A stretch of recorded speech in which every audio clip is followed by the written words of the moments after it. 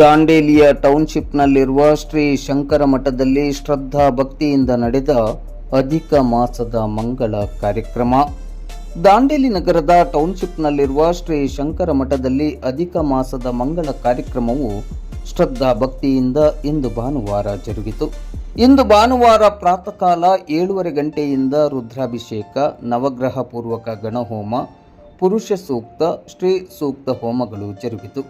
ಈ ಸಂದರ್ಭದಲ್ಲಿ ಮಹಿಳೆಯರಿಂದ ಸಾಮೂಹಿಕ ಭಜನಾ ಕಾರ್ಯಕ್ರಮ ಜರುಗಿತು. ವಿವಿಧ ಪೂಜಾ ಕಾರ್ಯಕ್ರಮವು ಇಂದು ಭಾನುವಾರ ಮಧ್ಯಾಹ್ನ 12:30 ಗಂಟೆಯ ನಂತರವೂ ಮುಂದುವರೆದಿತ್ತು.